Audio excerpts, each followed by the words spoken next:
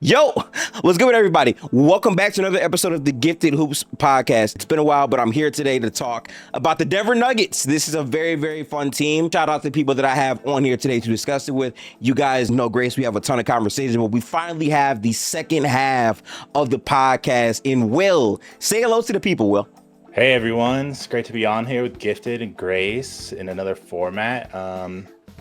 Excited to talk Nuggets. They've been providing a lot of the interesting trades and moves and pickups. So one of the exciting teams of the offseason. How are you feeling, Miss Grace? How you feeling? I'm feeling pretty good, especially about the Nuggets. You get to this point of the offseason compared to last year where we're like, well, there's still all these questions. Like Russ hadn't been signed to the team yet, but there was like, oh, he wants to come here and Jokic wants him. Like we didn't have our roster complete yet. But now and there were all these questions of like, okay, well, if you squint real hard, you could see like this is how they could be like a contender. But now it's like, okay, they're good. we can just kind of relax a little bit in late July. It's also different because this year there's no Olympics to cover, so we're just kind of like, okay, we can take actual like vacations now, and I don't know what to do with myself. I definitely feel that. I have had a much different offseason than last year where I was working a lot more.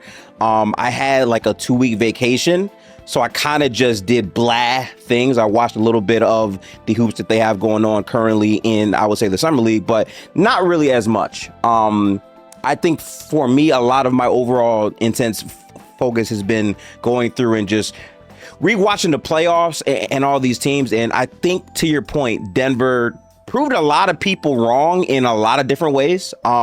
First off, there's a lot of things that happen before we even get into the playoffs. I'm going to properly start this podcast off with my number one thing: expectations coming into last year. Will, do you want to take this one first? Yeah, I mean, we signed Russ, which I don't know. You know, there was different expectations about him because of his reputation. But everyone was pretty excited to get him as like a Bruce Brown replacement, to get that like backup ball handler energy off the bench, maybe could close some games. We knew he was going to maybe make mistakes, cause some losses with missed layups or turnovers or whatever. But then we signed Dario, and I think a lot of us talked ourselves into him being like the Jokic facsimile off the bench and playing that similar style. Everyone was way too high on that, obviously, but well, you don't know this, but he's also a Warriors fan. I am, right? Okay. And he was like, guys, we knew the Dario. I didn't think he was gonna play. Chill on Dario. Yeah. Yeah, we should have known that, but we're trying to be hopeful just because like the backup big situation in Denver, everyone's trying to be super optimistic whenever we sign anyone new. Yeah. But it was just like, well, it couldn't get any worse, right? Mm-hmm. Right? But also, like back then, we didn't know that OKC was going to be as good as they were going to be coming into the season. So I think some thought we still had a chance coming into the offseason, but then once we started seeing actual basketball and like how the season was developing, I think that changed more quickly throughout the season. Grace, if you can get your perspective. Yeah, no, that was a good like lead in. I was like, I could start anywhere with this, but Will and I talked about this last off season, how when you're trying to build a team around Jokic, there's sort of different layers of responsibility, right? For getting to the finals, winning a title, etc. The players, the coaches, the GM, etc. And last summer, we basically said, like, look, what's the expectation for a general manager in like building the roster? And I said, I think my bar is you should be able to build a team around Jokic that has the expectation of making the conference finals.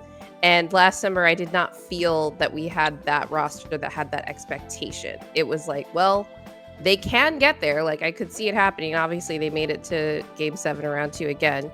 But I put the fact that they didn't make it more on that, like, base level to where I couldn't blame, like, like obviously player performance matters too, right? Like because there was a possibility if like more players had like overperformed instead of been injured / underperformed that they could have made it. But unlike the previous year where they did lose to the Timberwolves, where I felt like, despite some like holes in that roster, I felt like it was good enough to have the expectation of going to the conference finals. I didn't, even though they didn't make it. So it was like, that was really much more on player performance, like in terms of blame pie. Last year going into the season, it wasn't really an expectation of mine, even though I thought they had there was a possibility out there. This is very interesting, right? So, as Grace said, I am a Golden State Warriors fan. So, I cover all the teams, of course, but there is certain specifics. And for me, at least, watching Dario Saric on my team, he had a historic 3-month start to the season with Chris Paul, where Chris Paul right, just continually got into basketball. But then as it aged on more and more, it's like, oh, the defense is just not there. He's not like a real 5. He's really a 4 that if you try to play 5, you will pay because of how bad he is defensively. So as soon as I saw that Denver got him, I'm like, okay, if they're trying to play him as the backup big, I don't know how much he's going to play. I like the fit of Dario as a spacer next to Russ as a backup, but just in, terms of having another 5 out there. I honestly felt like, and I don't know how he kept doing it for so long, but there were moments where DeAndre Jordan gave you good overall minutes as a backup. I'm like, okay, that's, surprising. Yeah. But because of that, just to put this out there, right? Because I think there's a lot of rolling over previous years analysis based on the backup big situation. Like the non-Jokic minutes were not good this year, right? Yeah. But there's been this whole thing of is it the coaching? Is it that they need a real backup center? Is it the rest of the players that play on the bench? Do we need to play more starters there, et cetera, right? And it's usually Jamal staggering kind of thing. When Jamal played with DeAndre Jordan, unlike when, obviously Jokic is off the floor in that scenario, and the average when Jokic is off the floor, I think, was minus 15 net or something. Those Jamal DeAndre lineups finished the season a minus 2.2 net. Just okay, that's a normal NBA bench unit. Just kind of hovering around average. And a lot of that was DJ just providing basic center utility, even if it wasn't every night. Right. Ended up, being able to contribute in that way. Yeah, and I feel like with all of those things being said, that's why coming in for me, I'm like, okay, I'm not exactly sure where to put Denver. They lost KCP. I feel like KCP's impact was important, but I also feel like people were kind of dragging it to say that this team wouldn't be a playoff team without him. So I was more in the middle. I'm not sure how you felt about that, Will, but just losing is important, but Yeah, that was a big aspect of the offseason that I almost forgot about. But we were pretty critical. Most people were critical of losing KCP. That archetype of defender, he's a prototypical 3-and-D guy who can navigate screens, guard quick ball handlers next to Jokic, which is so important. And losing him really put a hole there. But I think we're all excited to see Christian Braun if he could fill that role to some degree, and I think he had mixed results throughout different points of the time last season doing that specific skill. But he had also added a different layer, a different texture to that he added right? some transition, we were much faster with Russ and CB, and his rim finishing was really good. KCP is notorious for getting clowned on for his rim finishing in transition, but that defense by his own teammates. Yeah, and that mid-range jumper, so you can get that put back. Yeah, I mean CB just didn't have that consistent shot, even though he did okay. Defenders still don't necessarily respect his 3 ball, so you lose the spacing with KCP too. And I still think we're trying to make up for losing KCP to some degree, but that was a big loss coming into the season. So that probably put a lot of people lower on Denver. Even Denver fans were skeptical of how that was going to work out. And they were critical of the front office too for like letting him get away, even though he didn't play that well in Orlando, and people were having victory laps being like, oh, he sucks in Orlando. See, Boothe knew he was declining, but I still think he would have played pretty well if he stayed in Denver for the most part, even if he was like not as good, because he's declining for sure. But you know, your team definitely matters, the team context. I say this all the time too, Will. Like I understand it doesn't look the same in Orlando. Yeah, Orlando's the 30th ranked offensive unit in the entire NBA. KCP, in the structure of what Denver was, would still be a good player even if he wasn't as potent as he was a year before. So I'm 100% with you there, but coming in, I just have to say, okay, where is this team going to be? And I feel like a top 5 seed in the West wasn't out of the question. And then we saw the season, and it's like, yeah, they're still a good team, guys. You know? Yeah, I was like hoping just for like top 3 seed was like my high bar. I didn't think we were going to get 1 or 2. And then it was looking like we could be 4 or 5 mid-season. But yeah, no, like with Jokic, I mean, you can we could have been still 2. That's how close everything was. Yeah, it was still very close to the end. Yeah, true. Yeah, but I think like halfway through the season, I definitely thought we didn't have enough to win a championship, and like Denver fans were split on that, and you could get like in trouble with some fans saying that, being like, we don't have enough to win it this year, you guys. Like, OKC is looking dominant. There was a lot of teams. The Cavs looked really scary. I was skeptical we could have beat them even. But yeah, what about you, Grace? What did you think? About the KCP, or just anything.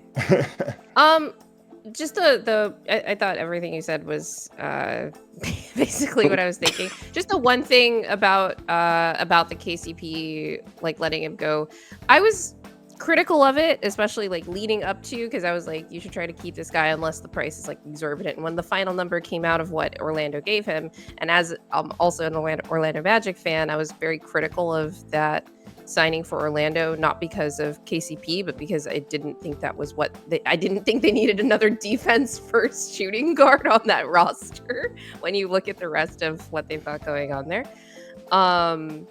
But from Denver's perspective, I was like, look, okay, he goes, I don't like that you let him walk at that number, but whatever. I get it. You wanted Christian to be a starter, but they didn't replace that function. It's like they didn't recognize the utility of having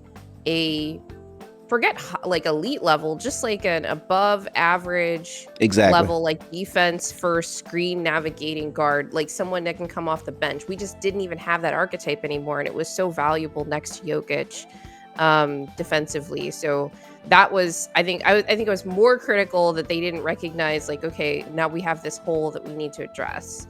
But otherwise it was like, yeah, it would have been great if in my opinion, if they could have kept KCP. But I understood with all the financial ramifications and all that, why they didn't do it. It was just like the next step that was like, I didn't get that. I think Grace said exactly what, like, you know, these are my exact thoughts, right? Like, it's one thing to lose him, but the people who are trying to say, well, they have another young player in Brown who is going to step up and take that role. I said, okay, like, there's certain things he can do to fit that, sure. But to me, Brown is not going to be able to fully replace what KCP brought. And now, because his role has to go up, you're losing Brown, who was in that role, which I always say this, right? Like that I think Brown is the perfect player that should show you how the new CBA works. You have to have a player that's on a contract that outperforms that contract as a young player in this new, you know, I would say league to really win titles. And I think Brown, en route to that championship run, had a lot of moments just like that. But asking him to fully replace that felt like a lot for me, which is why I didn't really have Denver as like the favorite in the Western Conference this year for me. Yeah, because then that starting five that was so good the year they won the title, it's the same starting five that they depended on so much. And then you're losing one of those guys. And as decent to good as CB can be, that unit's just gone all of a sudden. The starters still performed well with Jokic, and CB had different complements with Jokic, but yeah, just never fully replaced that. And we're still trying to get there for sure. And that, I think, takes us directly to the middle/end of the season NBA shenanigans. Denver was right where I thought they could be. And then towards the end of the season, they fired their head coach, Mike Malone, which is a bomb. Not because they fired him. I kind of felt like, okay, the writing could maybe be on the wall because of the Calvin Boothe stuff and this and that. Like, that was public, right?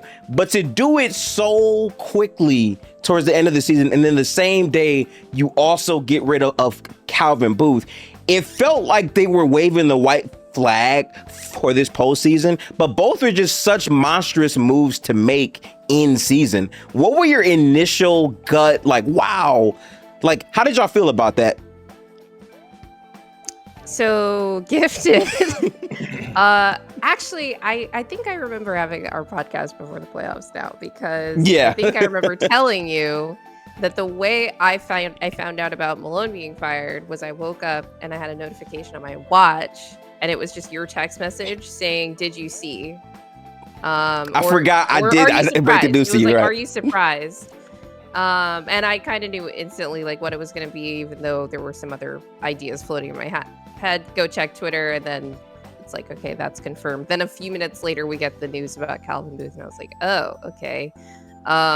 Mixed feelings. I have very mixed, conflicted feelings about this. But that was it. It was really just like, okay, so what does this mean for the rest of the season? That was my immediate thought about, like, are they waving the white flag? Like, what's happening next? Oh my God, are we the Memphis Grizzlies now? That was a crazy time. I think the Malone news came out, and there was like a very small window before they confirmed Boothe, or at least that's how I got the news. So as soon as I saw Boothe was out too, I felt a little bit better. But I think I was obviously confused. So that was the first feeling. But then through sifting through it all and like talking to other Nuggets media people and trying to get more of like the background of what was going on, because there was like tons of stuff happening in the organization that, you know, everyone kind of knew in terms of the drama between Malone and Boothe. Some like reports on how the players were feeling about it. And then it seemed like, you know, you hear about the feud. We heard that the players were like seemingly cool with this. So then I was like, okay, I'll like be on board with it if, you know, the players feel like they need this change. I could see like Jokic and Murray, who'd been with Malone for so long, like outgrowing Malone and hearing the same messages all the time. And even Vlatko Chanchar, like he went on the DNVR Nuggets pod and like talked about the same exact thing. And he said, like, yeah, you hear the same messages from Malone, it kind of gets stale. And the team felt really stale. We'd seen the same concepts from them. Everyone knows how to play them. They know how to play them on defense. They know how to attack their defense, because they do the same like Jokic at the level, low man rotating thing. All teams know how to play it. And it's just like, it was getting so tiresome watching it. And even though Josh Kroenke was trying to like kind of save face, saying like, this is going to give us a better chance to win, even though it did look like waving the white flag, I think there was something kind of to that, because they kind of like rallied in the playoffs and they played way better than I thought they were going to, considering, you know, they fired him and like had this total front office reset. I think, you know, throwing David Adelman to the Wolves, like, yeah, you have 3 days to prepare for the playoffs. Good luck, man. That, like, I'm sorry. That's why for me, I was just so surprised by it, because to do that when you have a couple days to prepare for the playoffs, it put that coach in a like very much hot seat, like how, you know, and he rose to it though. Like they played very, very well. I think he's earned his position as their new head coach. So it's going to be interesting how that shakes out. But Boothe and Malone had a feud for a very long time. And I read a couple of, I would say, the articles around this and that. And I think I understand why. I definitely want to hear why you guys may think it is, but how I came to understand it is he wanted to have more veteran players to rely on. He really didn't want to give any of, I would say, the young guys chances. But Boothe was also giving some players extensions that, quite frankly, just shouldn't have really happened as well. And they kind of kept clashing over that. Ironically, this current Denver Nuggets team is probably exactly what I think Malone wanted. So it's weird, you know? Yeah. No, I mean that was all the memes that came out. It's like, Malone's watching all this. Like, this is exactly what I was asking for. So no notes on that. Yeah. No, it was totally like Boothe wanted his guys to succeed. I think he was way too egotistical and confident in his plan. And like Malone had been almost famous for not giving young guys a lot of playing time. Like the development of just Michael Porter Jr. too was like quite a saga to follow with Malone and him, and like him pulling him. And like, I think everyone's surprised that Mike like handled himself pretty maturely through all the ups and downs of like that relationship, and ended up where he was as a player with the Nuggets as a starter, as like a solidified starter for us for a long time. And so like to do this plan with these young guys with Malone, I think it was never really going to work. And then we saw like pretty much the worst case scenario where they were like feuding over it, and Malone was purposefully, at least reportedly, not playing certain guys in some context, like in practices and in games, which you also kind of understand. Like, he's trying to win, he's trying to compete and win a championship with Jokic. Right. So they just didn't like agree on the direction. And I was glad that the front office just decided to clear out both of them and start anew with like a unified front office that we're seeing now, which I know that's jumping ahead a little bit, and we'll get there. But yeah, that's the goal now, is just try to get everyone on the same page. Yeah, and I can't say this enough. It's hard to win in the NBA. Like, it's difficult. I understand that like people are so used to saying, oh, wow, this team, blow it all up, they're not good. That's not how the NBA works, right? For them to effectively get rid of both, I liked it overall for the long term, because they're resetting the entire franchise basically, because these two guys were in charge of the construction and then the actual day-to-day of the team. So you can't get rid of one. I didn't really love that, right? So both of them gives them a chance to like 100% reset the current build next to Jokic. And I think long term that can definitely pay some clean stuff. I'm just so impressed by the offseason. But I would say before doing that, we have to actually talk about it. That Clippers series, man.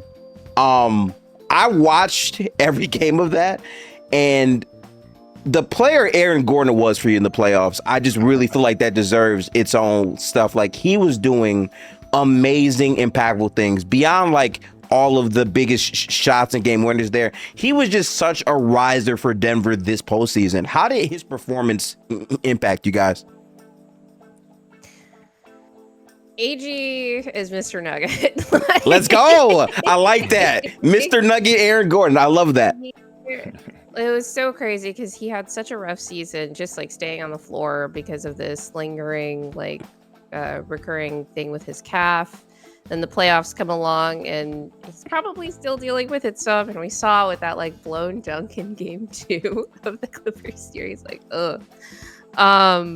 But most of the time it's just like, this guy is incredible. His shooting leap was huge for us, especially even for the few games that he did play in the regular season, and obviously in the playoffs when you look at game 1 versus OKC too. It was like he just does it all, right?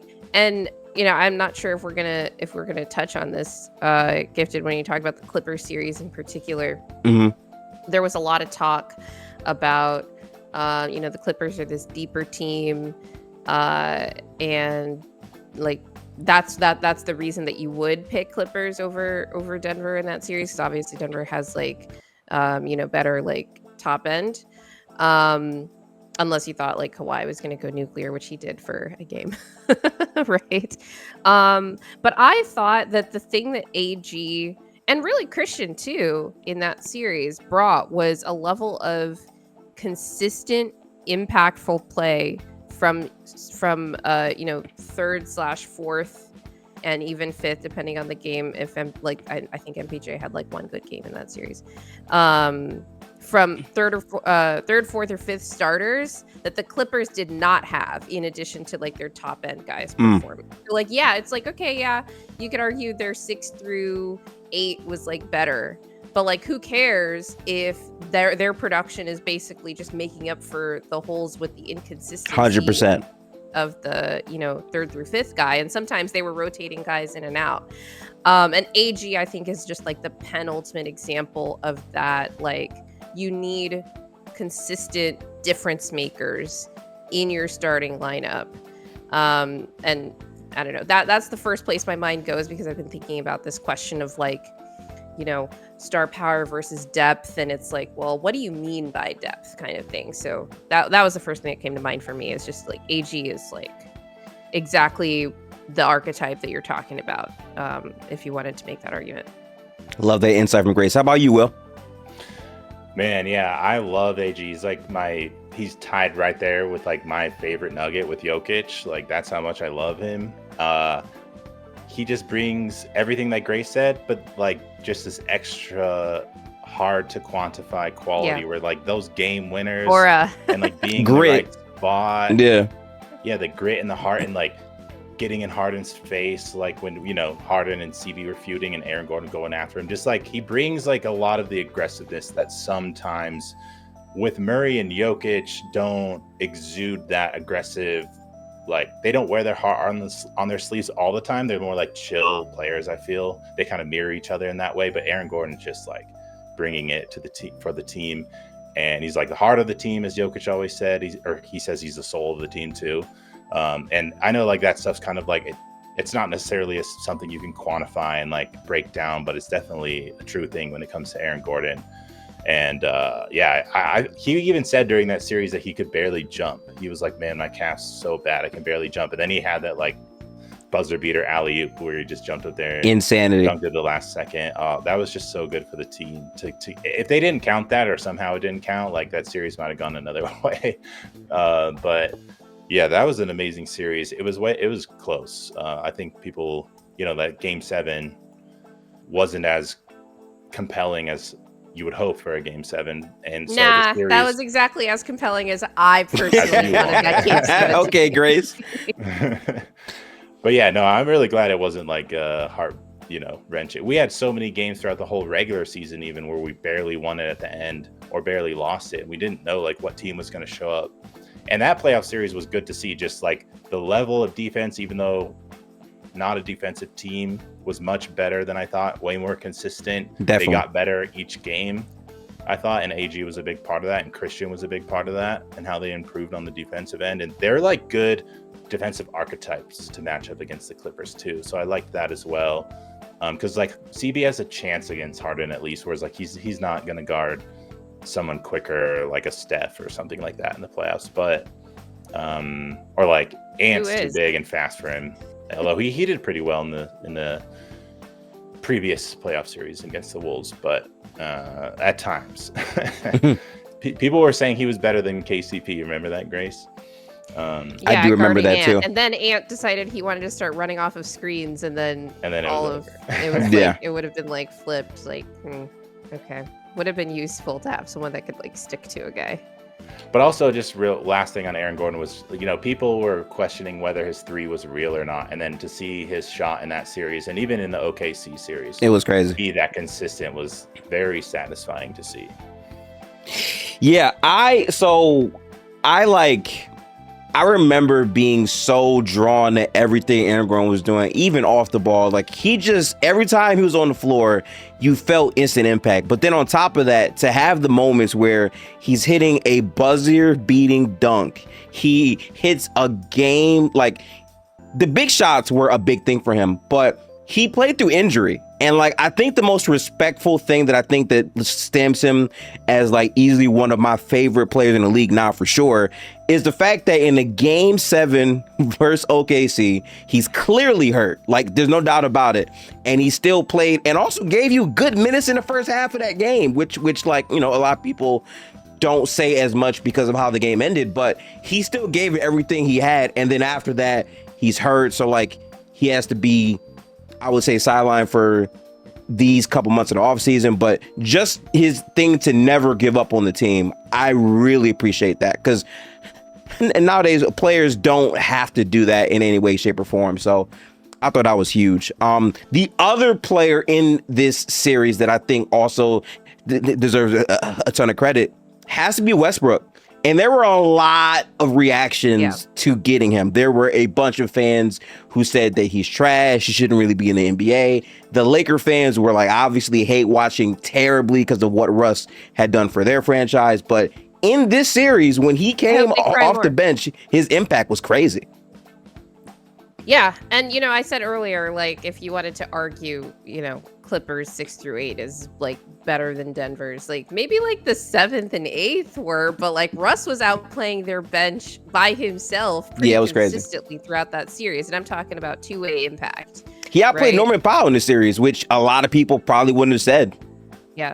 Yeah, for sure. And Norm had he had that injury and took a while to ramp up to get to the playoffs. He was better in like the second half of that series, but by then it was like too late because everyone else had their sort of inconsistent things. Just speaking on Norm Powell, but Russ was big time. The Nuggets don't win the Clippers series without him.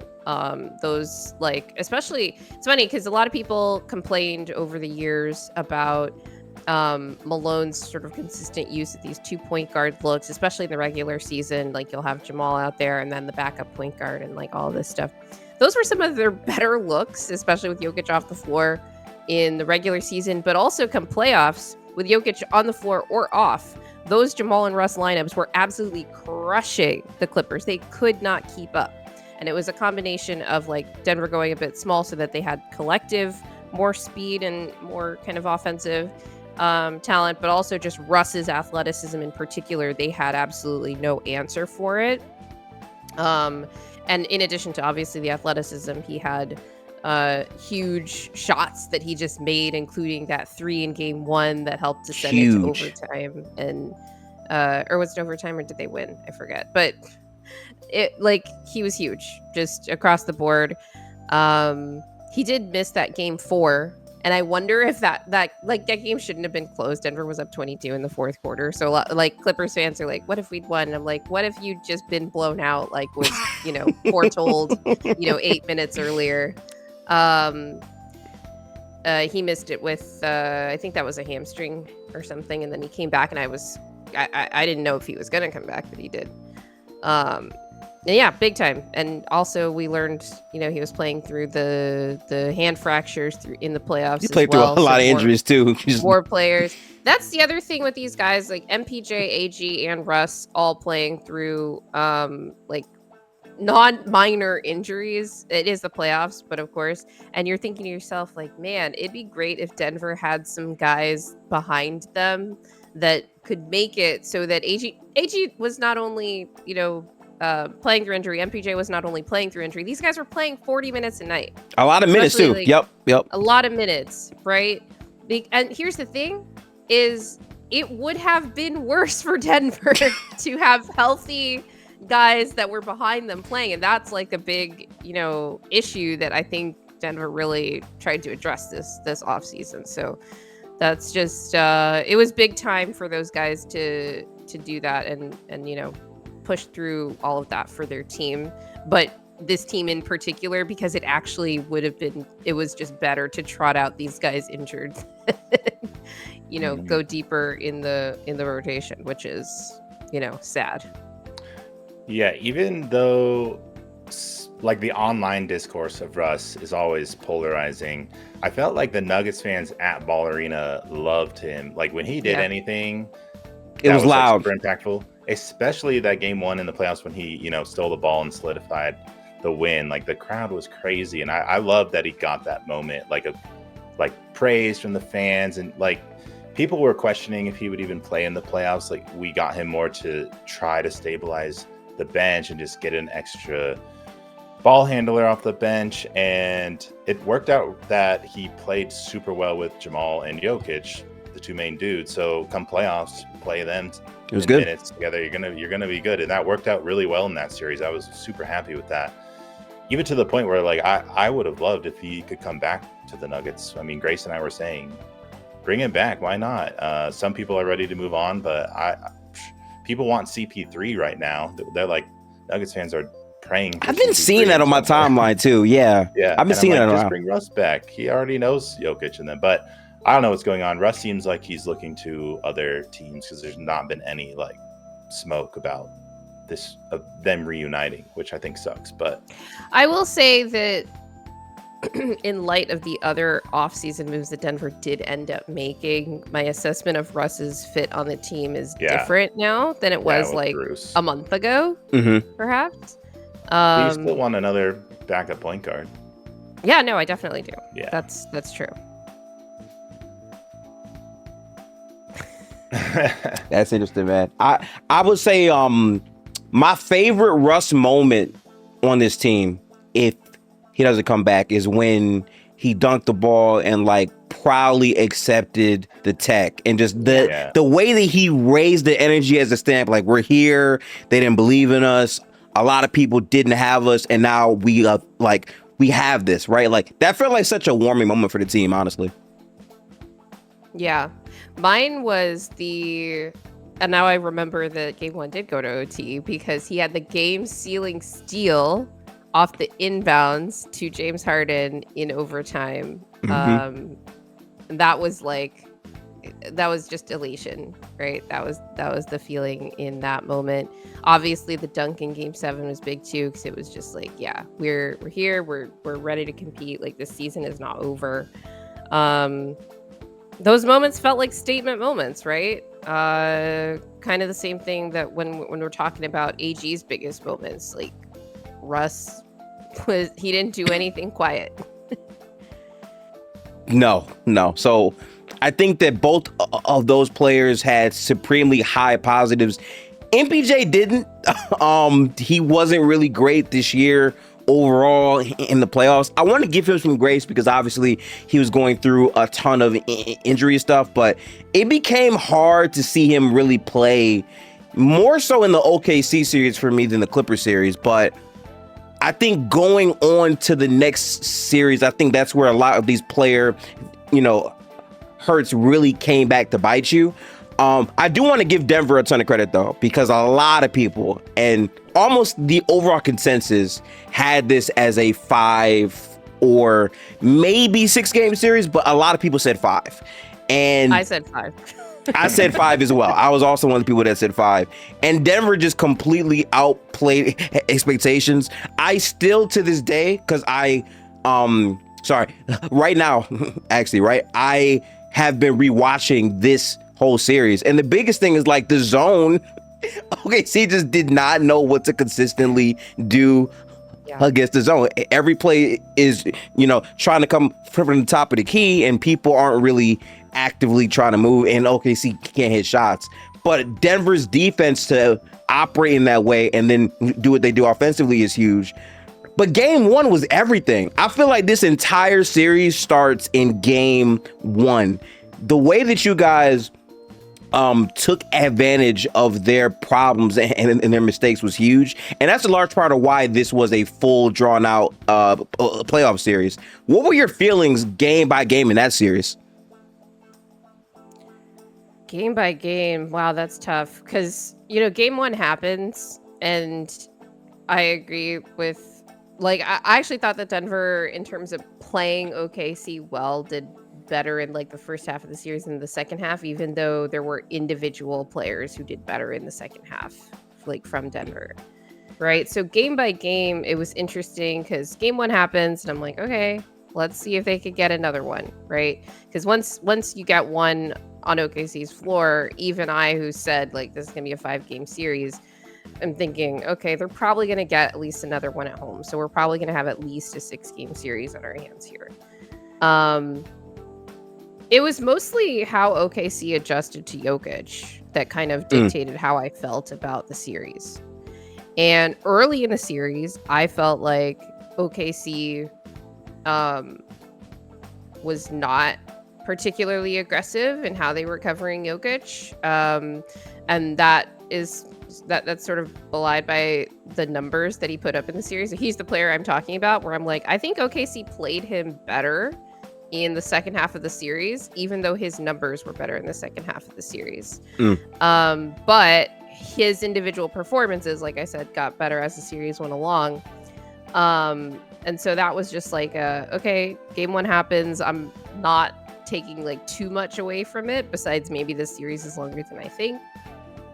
And then game two happens. It's like totally expected. I completely expected Denver to like lay down in this game. I was surprised that it was like close for like a couple minutes, and then it was like, okay, you guys can have this one. Game three happens, and that was like a really like, that was maybe the worst Jokic game of the entire series, but you had huge performances from MPJ. Huge, man. From Jamal. Two-way. Like, he took over, especially in that overtime, getting those multiple stops on J-Dub, who had been having a nuclear night himself, right? AG, obviously. That was like I don't even want to call it the role player game. It was just like your co-star game. Bro, MBJ was good that game too. Yeah, I think he had 25. Yeah. And game four happens. That was the 36-hour turnaround game. Midday, and that was so ugly from both teams. And a lot of people were feeling like in like when I'm like in the group chats like during the game, we're like, okay, neither team looks good, but Denver's up right now. But I never felt good about that because it's like they're up 6. But it's one of those games where it's halftime and it's like 30-36 or whatever. So very low scoring affair, yeah. But obviously that fourth quarter hits, and it's like Denver was never able to get separation enough to overcome that avalanche, and OKC hits some shots against the zone, and they end up coming out with the win. Another rough game from Jokic, by the way, especially in that fourth quarter. So I was just like, okay, like, when are we gonna start to get better Jokic game? We get the monster Jokic game in game 5, first one since game 1, really.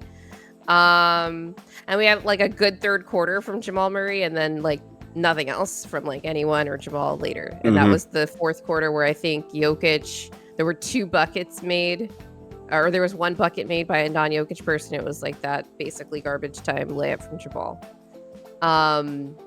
I didn't really like the process at the end of that game either. But it was just like one of those series where I'm like, Denver lost this obviously in 7 games, so in longer than I thought they would, and not for the reasons that I thought they would. So the series was more interesting to me because for sure the way that it got to, the thing I predicted, even though it wasn't the number of games, but OKC winning, wasn't the way that I thought it was going to get there. So it was just more interesting than anything to me, and it was one of those things where I felt like I came out of that series feeling like Denver has a matchup advantage here, and that's what carried them longer than the series probably should have gone. OKC was the better team, like point blank period, obviously, right? But I feel like Denver still has a matchup advantage here to a degree that I didn't think would like manifest itself, given how poorly I was thinking about Denver's overall state of team play. Yeah, so those were my feelings. My not condensed feelings about the series throughout. I'll just say, I won't go through the whole series, but I thought, a lot of the narratives shifted in certain ways that were really interesting. Like Jokic looked dominant at first, then he kind of disappeared. We were asking, how can we get Jokic playing like himself again against this swarming OKC defense, which you knew were really good, but then when you see it against one of the best offenses in the league in a huge moment that a lot of these players hadn't experienced yet, you start to worry a little bit, like, because I was really proud of the Nuggets, but also disappointed at the same time, because they could have had this series if it just went a couple ways, because we missed so many open shots. David Adelman talked about that. He in interview at some point in the offseason talking about how we needed more timely shooting. Like we just didn't have players who could consistently hit when they had even a wide open shot. And that was really disappointing because all we needed was a couple more to fall to pull out one more game because we had we had a good lead early. We could have gone up 3-1 and just couldn't ever like put our foot on the throat and really like take control of the series. Like, and the Thunder responded every time in a way that I didn't necessarily think a team with this little of experience would. And you start to think like, okay, yeah, Dort is more of a vet than I probably give him credit for. Alex Caruso obviously is been around a lot and has won a championship. So you started to realize that these players aren't just young and lost out there as you might expect a young team to be. Although I think they're consistently, conservatively speaking, third best player in that series was Caruso. Long time Alex Caruso, man. Let's talk about it. I love that. Yeah, it was great. Hitting threes. He was guarding Jokic. He was doing everything for that team. He was playmaking the zone. Transition, dunks, steals. Annoying. Yeah. And that was like the thing you hoped when they added him in the offseason. It wasn't going to be as big of a difference maker, especially against your team. You're like, okay, hopefully this addition, because the Bulls completely. I mean, maybe you didn't think that. I was going to be on that for sure. I'm sorry, them trading Josh Giddey, who I think can be a decent impact player, right? But he was not that version of himself in OKC. They did not need that version of him because they already had multiple ball handlers, and he was a liability on defense. To replace that with Alex freaking Caruso and to see what he did in the playoffs, like that was the move to help them win, honestly. Yeah. He was a huge difference maker in that series. As much as I hate to admit, I mean, they don't win that series without him. I love him as that type of player. Like I love those types of players in the league. It just sucks when he's doing it to your team. He's like that classic player where you hate playing him, but if he's on your team, you're loving it. Yeah. But yeah, that was a rough series, and then it quickly became. It wasn't like a experience versus experienced championship team. It was all about like depth and like the collective strength that OKC just had and the amount of options they had on both ends. And Denver just could not, as good as their offense was, I was like betting they might be able to score enough against their defense and we can muster our defense enough to stop them. But it really became, I felt our defense was struggling to stop them much more than I thought, even though their offense kind of sputtered at times, and their defense just really limited us in ways that was too hard to overcome. Yeah, but that takes us directly to the offseason. And again, I think if you are a fan of the Denver Nuggets, you have to at least leave the playoffs somewhat happy. Like, they competed their ass off against a team that I thought was the best team in the league in preseason. I had them going all the way. Like, this was a team I picked to actually win the title. And it came down to a couple moments to really decide the whole series. Again, like, this was very much a playoffs where they could have lost in 6 to Denver. Like, that's very, very, possible, right? But you immediately make some of the most monster quick moves I've seen from a franchise that just fired their head of basketball operations in a while. I got to say this, man. And I say the grace about this too. The Michael Porter Jr. trade had my jaw on the floor, because it's like, to turn that contract into Cameron Johnson, who is a player that I've been saying like is like, he was the guy that I said, hey, I think OKC should trade for him, and Denver got him. And the most value obviously you give up is the pick that I believe is in 2032. I get that, but he's such a good fit next to Jokic because of his IQ as a player, his floor. Like, I'm sorry, there's a lot of things there, but how did that trade make y'all feel? Because that was a phenomenal trade to me. Yeah, my jaw was also on the floor. There is footage of this because we were reacting to it live. We were reacting to the first day of free agency, and obviously a lot of signings, but that was I think that was the first big trade of the day, but it was like 2 hours into our stream, I think. Will, does that sound about right? Mm-hmm. My reaction was first like, no way. Because I didn't see it. Will did. And he's like, it happened. And I'm like, what happened? Great clip. I have been hearing Great so much MPJ for Cam Johnson trades for years. So to me, I was like, oh, it finally happened. But I still was shocked. I just am more of a monotone type of guy. So the excitement didn't come across to Grace. No, it didn't. Oh, it finally happened. What was my emotional reaction was like, I think first I was like, wow, MPJ is really gone.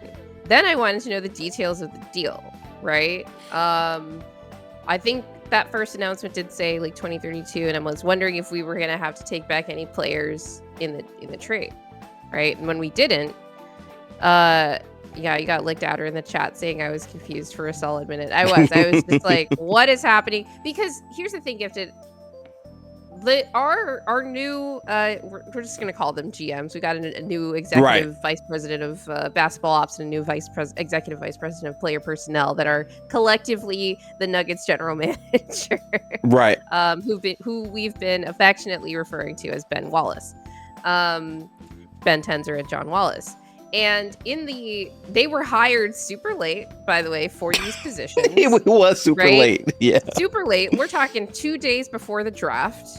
And to be fair, and I was not being fair before this happened, but to be fair, Ben Tenzer had been acting in the interim general manager capacity ever since basically right after Calvin Boothe was fired. And so groundwork was being laid, calls were being made around the league to try to canvass and figure all this stuff out, whatever. But in every interview and press conference that was held between the time that these guys got hired and when these trades actually happened, they were like, we're talking about internal development. We're talking about, we're going to focus more on free agency than trades. And we're just going to work on kind of filling out the back end depth of the roster. Then this deal happens and I'm like, okay, everything I know is a lie. Right? So when that trade happened, my, next thought was, okay, this offseason is going to be completely different than I thought. Not just because they did a trade, but they made a trade that, put Denver in terms of a salary cap situation in a position to make more moves, which they did make another big move the next day by trading Dario for Jonas Valanciunas and huge dub. I got a rant about that, by the way. We'll get to that, but I can't wait for that. We'll get to it, but the specifics on the Valanciunas side right now, but even if he had left, they got rid of Dario for nothing, effectively. And that would have been a W, even if it was just we got a roster spot that we just was otherwise just kind of dead minutes on the bench there. So yeah, no, huge trade, but my mind went less to the player because it was just kind of okay, this is good. They didn't do anything to make the team worse in terms of having to take back bad money. There were lots of MPJ trades that were floating around both in the season and then after the season as Nuggets fans were trying to manifest something happening, and obviously it did. But a lot of them were just kind of taking back, we need more pieces, we need more depth. Just give me insert random player X here that is maybe worse than MPJ, but we're getting 2 or 3 of them, back. And, regardless of fit or specific direction you want to take the roster or anything like that. Whereas this deal was we're basically getting in terms of role fulfillment, regardless of how you feel about which is a better player in a vacuum. In terms of role fulfillment, basically a facsimile of MPJ with, some more versatility in certain ways. And on top of that, making way less money so that they can make other moves. And so, yeah, that deal was huge. That was the linchpin of Denver's entire, or not the entire offseason strategy, but a big chunk of it. Mm-hmm.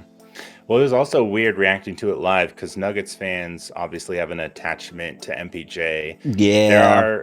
There are factions who are they hate, not hate, but they're really mad at the fact that he sometimes disappears in the playoffs. They really want to trade him. He does make a ton of money. People were skeptical that his contract was even tradable. So the fact that we just got essentially, I know we added the first round pick, but just MPJ for Cam and no other players was amazing to me. And just as time goes on, like I wanted to be sensitive to MPJ and give him his credit, but I'm just getting more and more excited about Cam Johnson on the team. Like Grace, like just outlined the financial flexibility, but as a player, like I can't believe people are saying this is like a salary dump move almost. Like there are some Really?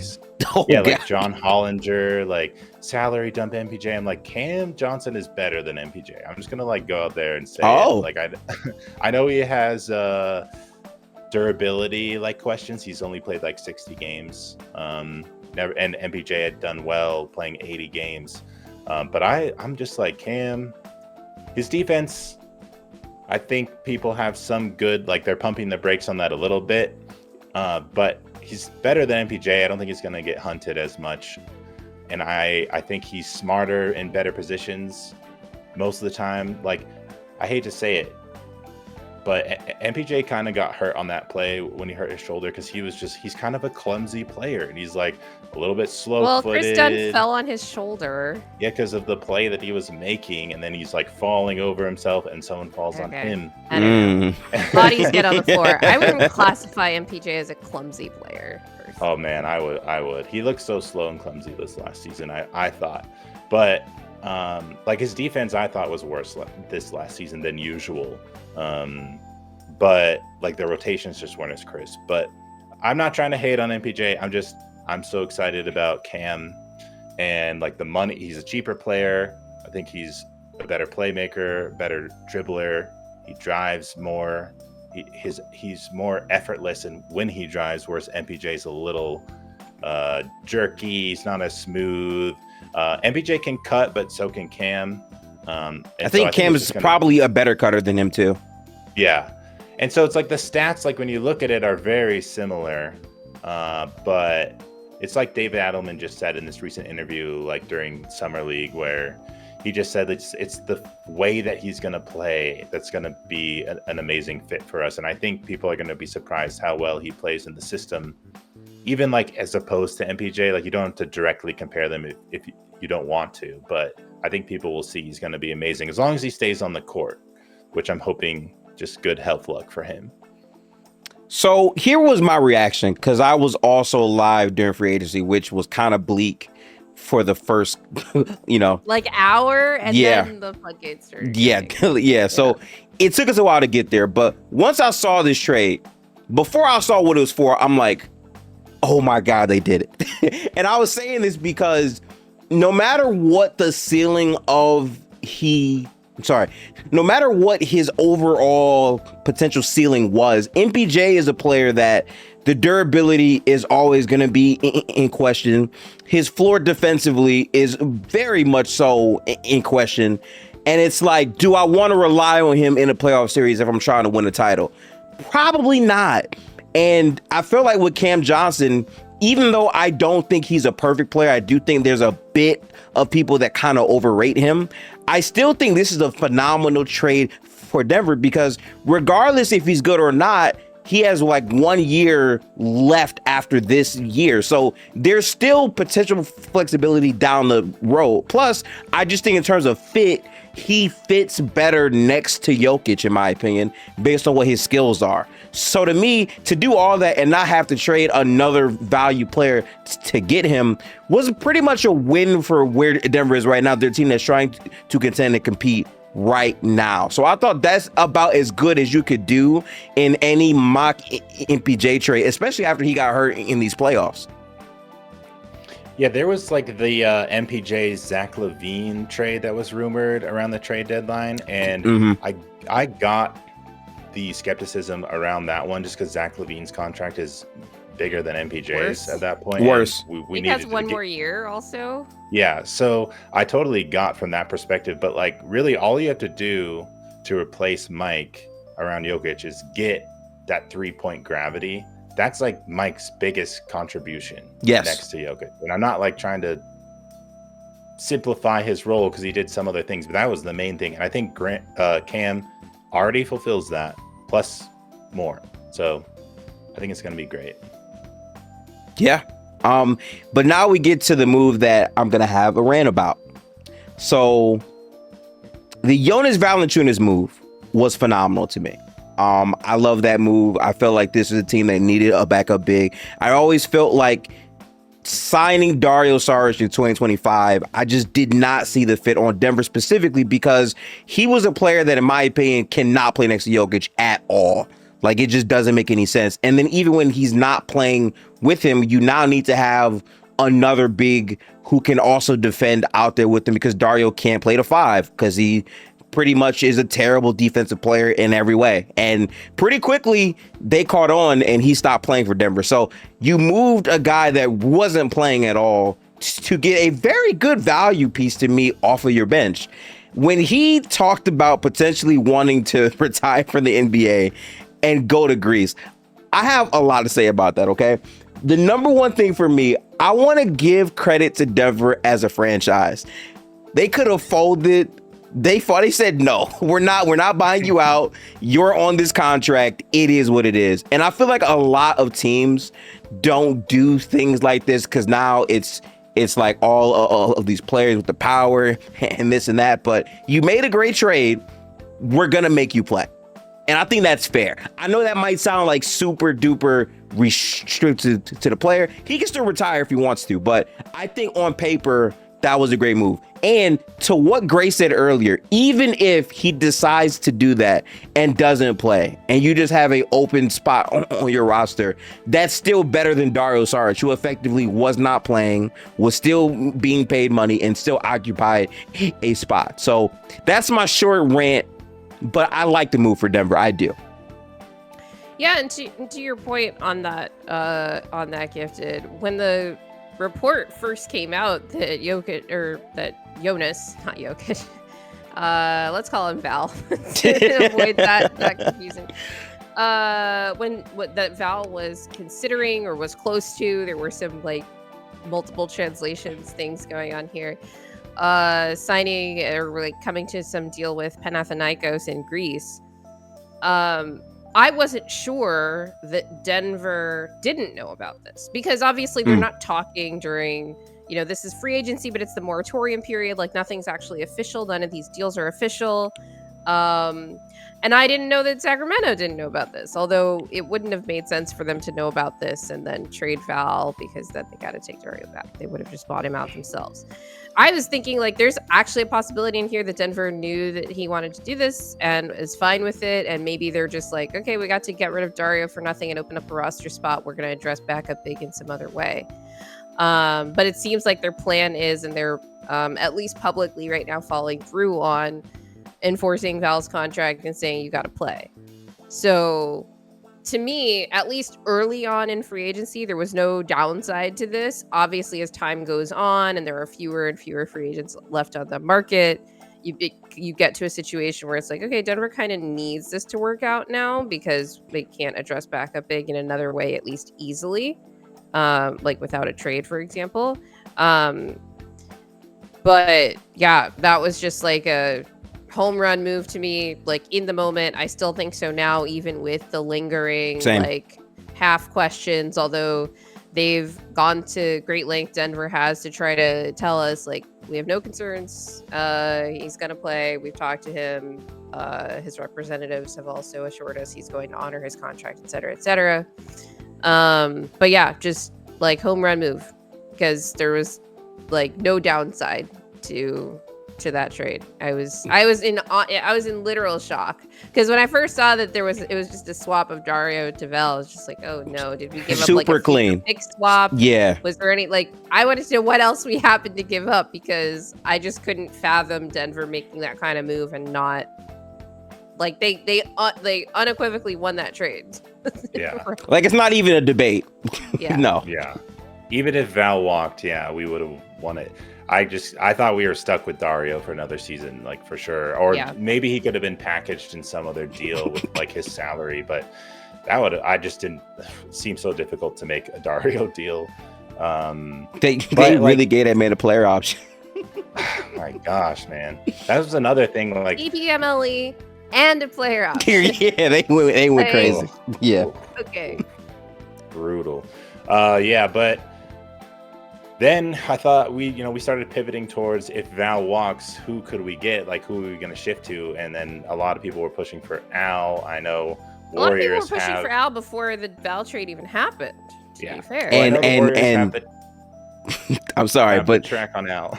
this is where I need y'all to keep Valanciunas because my team has done nothing in this offseason. Literally nothing. Literally nothing. Like What is literally, going on with the Warriors? I have no answer for you right now. We're still waiting on them to make a decision on Jonathan Kuminga, which should have been done.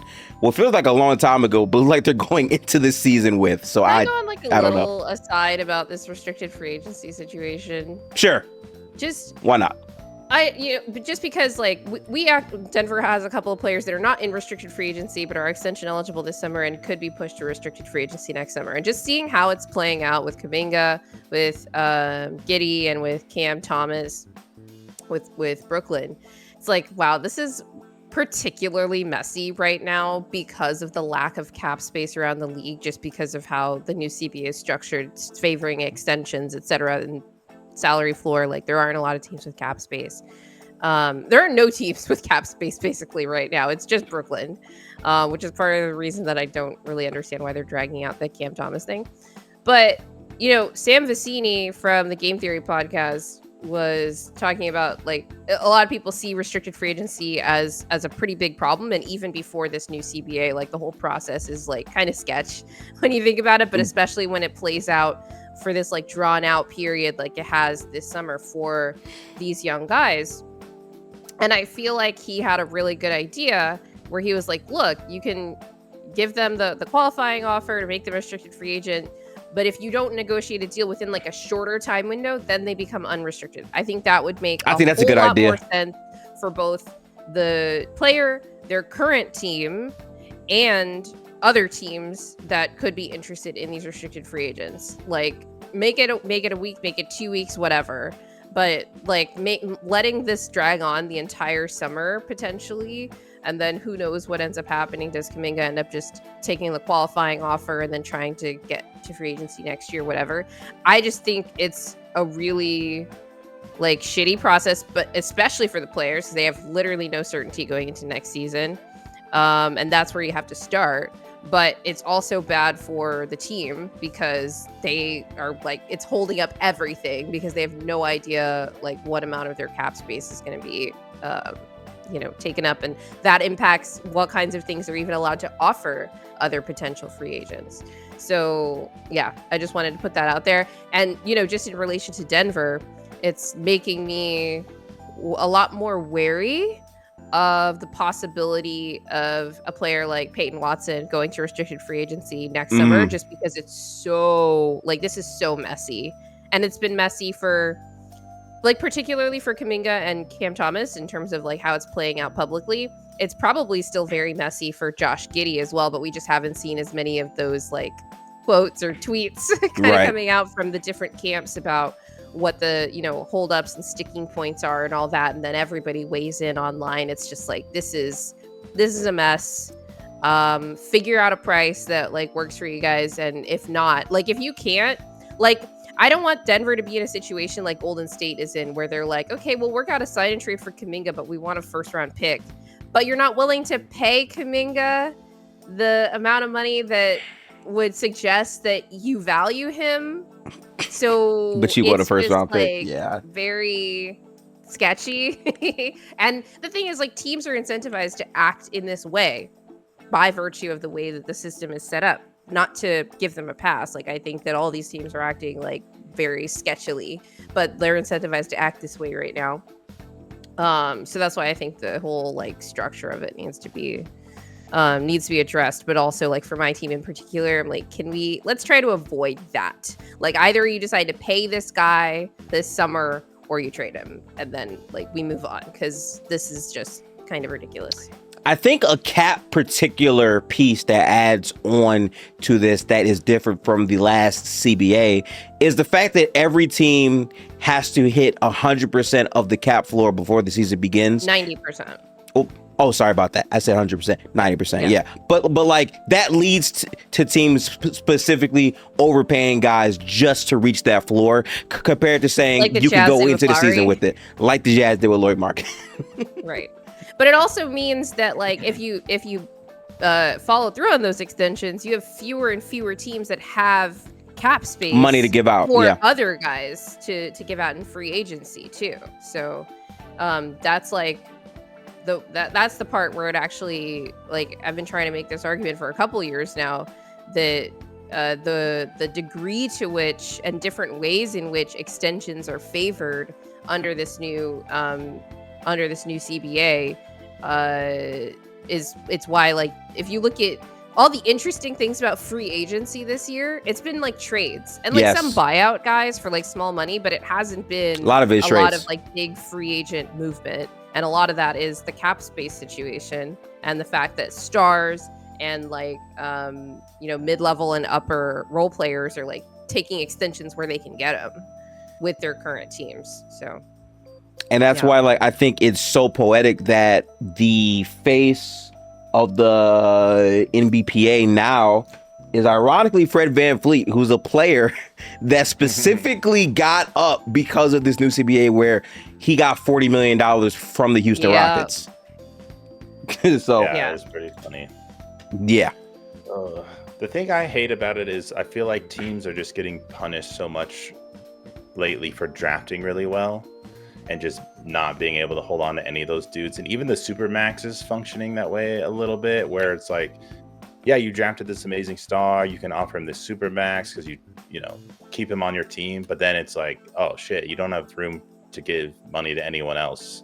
You can't have more than 2 max contracts on your team, which might be cool eventually once that all like settles out.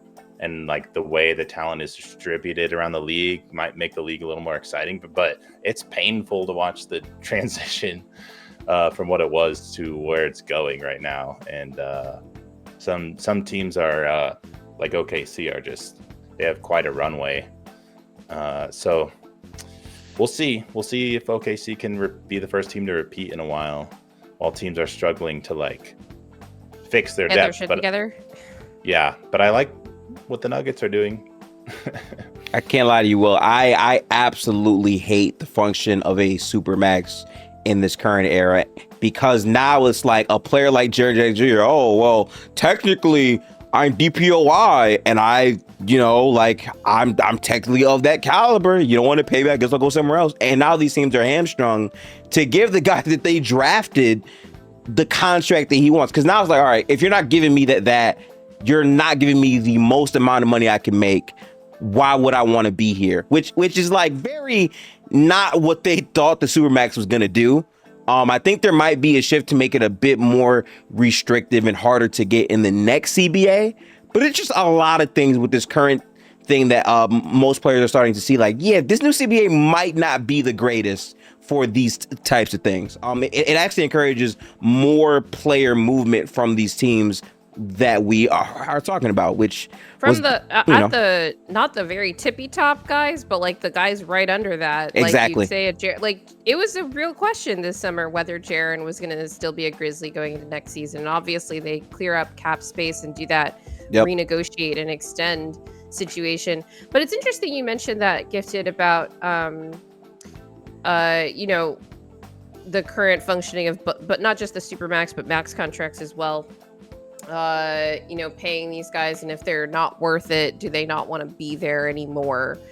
I don't know, right? Because we haven't seen teams really test that in that direction. The direction we've seen teams test that in were, the maybe you could say like Brandon Ingram to the Pelicans, but they end up trading him. Right. What would have happened if he tries to go to unrestricted free agency with New Orleans this past summer, can't get that number, and then just ends up extending it probably the number New Orleans would have extended him for, which is probably more than anybody would have paid him. And the only because of the cap space situation. Right. And the only reason that the Raptors were able to pay him what they did, and a lot of teams have been calling this pre-agency now, the Warriors do it with Jimmy Butler. You make a deal at the trade deadline for, a big swing, and that's basically your big move of the offseason, and you're able to extend that guy. Right? Because now you've got his bird rights and all of that stuff. But we haven't seen teams really test letting a guy like that get to free agency outside of Paul George, but I don't think the Clippers were really testing that. In retrospect, I think they just wanted him to. I mean, they offered him $30 million. Like, they definitely weren't trying to test that with Paul George. They were kind of cool. They also didn't want to give him the extra year. Yeah. Right. That too. So that was there were like layers to that one too. But if he wasn't, how old is he now? Is he 34? I think something like that. Now. If it was Brandon Ingram, right, what does that actually look like? Like, are you in a situation where effectively you get veteran guys that are in a situation that is almost like in terms of the feeling of restricted free agency, just because like, okay, your team doesn't want to give you as much as you want, but they're the team that can give you the most money. So what do? Like, do you go somewhere else just because of that disrespect factor and take less money? Or then again, a lot of these situations end up in like a sign and trade scenario because like players tend to get to go where they want. So maybe the other team, even though they don't have cap space, they could pay you some and then like trade something back, whatever. Like that's what ended up happening with Miles Turner. It was a sign and trade that Indiana worked out with the Bucks. It's not like Indiana got a ton back. It was just like basically allowing the Bucks to sign him without cap space. But do teams start to put their foot down on that more? We haven't seen that tested, actually. So, especially with like star level guys, because you don't want an upset star. Like, I mean, but that's the thing, right? Like a lot of these teams, right? And first off, I love your take about pre-agency because that's 100% the thing where you trade a guy, instantly pay him. There is no conversation. The only thing I'm saying is that a lot of teams do this so they're not in the position where, okay, we're going to test this. Because if you're a good team at the very least, you don't want to say, okay, well, you know what? Try. And they try. And now it's like, oh, wait, he actually called our bluff and now we have nothing. Like this new CBA puts you in that spot where like the real GMs that make these quick, I would say, big moves early are 100% validated because of the opportunity. I just wish the pressure to say, hey, technically he's eligible, but he's not a real Supermax player. I wish that didn't really exist as much. Yeah, and it's tough because that pressure, it's mostly social at this point, especially with the way that all these caps are structured, where it's not like you have a ton of market pressure because there isn't a lot of teams with cap space. The only exception of the last few years was Paul George going to the Sixers. That was it. Right? Yeah. In terms of like a star level guy, you could argue like, okay, Miles Turner like left Indiana, go to the Bucks, that kind of thing. But yeah, it's interesting, and I'm curious to see if teams start putting their foot down more, because we've seen other like teams putting their foot down in other ways. Like, for example, New Orleans was like, we're not giving you the max. We're not paying you. We're going to trade you. Yeah. Miami, we're not going to give you the max. We're going to trade you. So these guys are getting their money, but they're not getting it in like the easiest way. The easiest, yeah. Yeah. That's fair. That's kind of, would you say, Grace, that you wanted the Nuggets to put their foot down a little bit more with Jamal when they gave him his max? Because you didn't want him to get the full max. I didn't, but I was just like, he's going to get it. Yeah. Because that's just what's going to happen. That was the situation that Denver was in, where you're talking about the guy being in the last year of his deal. So he has more, if they wanted to trade him, he has leverage in where he can go, because the team that gives you assets for him has to know that he'll want to extend there, right? So just like from a pure like cold calculus thing, Denver was not in a high leverage position, even if they'd been willing to go through with a trade. And who knows like whether like the organization as a whole was. We know there was at least one person in the organization that was, looking into that kind of thing. So that was like a slightly different situation than like Clippers with Paul George. They're just like, yeah, we're willing to let this guy walk. Like we were like fully willing to just like because I don't think that Jokic would have been happy if they just let his co-star walk for nothing. That Like No. that's Denver's in a different situation than the Los Angeles Clippers, for example. So, no. And actually, like I said, these guys are getting their money, but it's not as easy as it used to be. A couple of years ago, that max contract would have been like signed, sealed, delivered, like Long time ago, yeah. or first thing in July, True. right? Before he even went to the Olympics.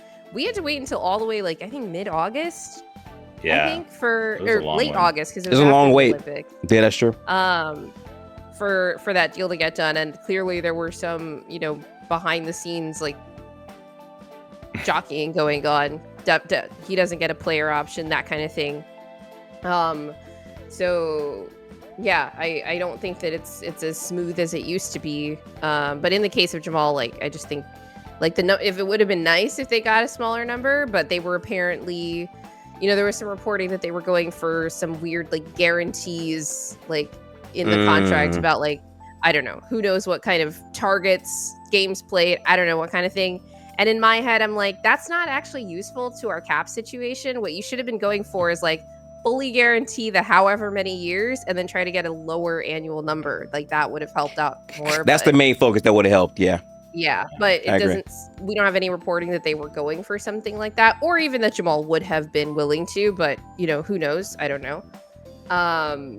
But that was just another thing that I heard that felt like this is very disjointed in terms of the strategy that the front office appears to be employing, because it doesn't actually help us. It just kind of creates strife for no reason, And if that makes sense. And like, I'm happy that the convo got us to this point, because I was going to ask this too, right? Like, now that we're officially, our eyes are on this next upcoming season, and obviously, like, with the changes in the front office, does Jamal Murray's contract tank the Nuggets?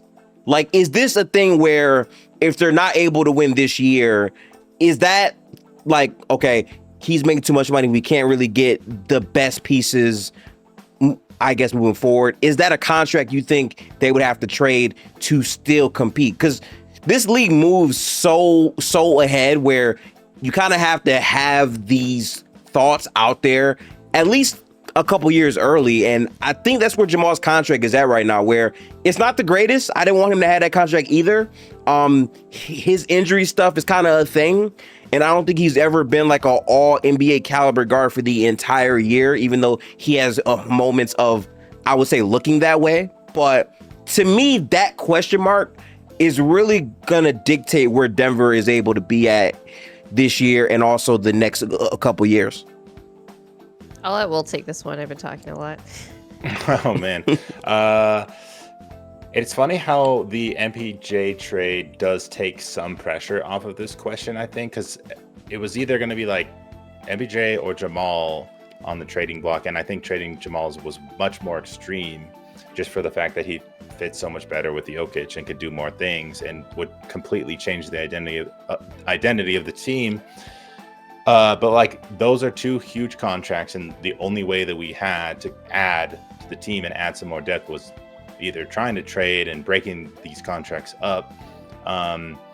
It's tough. Yeah, this timeline you're talking about is hard to balance, because you got to, like, if you want to move off Jamal, you got to do it before the contract just becomes way out of hand and he's not performing up to it and no one wants to trade for it. I still think right now you could maybe move off of it.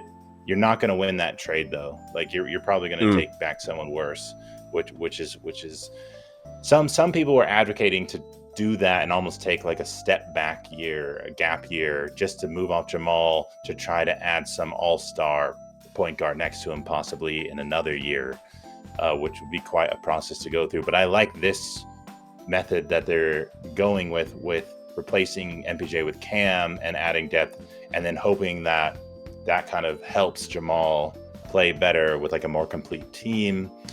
This offseason is the first offseason since his ACL where it's like wide open for him, like, because he was doing the rehab last offseason, he was hurt and then was playing the Olympics, and I think was worried to like stress himself too much with the extension looming, because if he got injured in that offseason, then the extension might have been in jeopardy.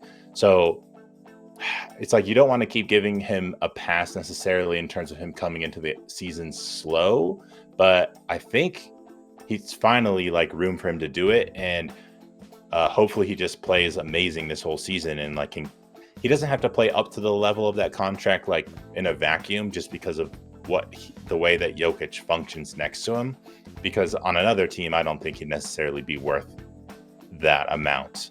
But he is for the Nuggets in some senses. But it's definitely scary to have like your two biggest, like Jokic, you pay whatever, but the second co-star, Jamal, being the next highest paid player, and it's Jokic's prime in his window.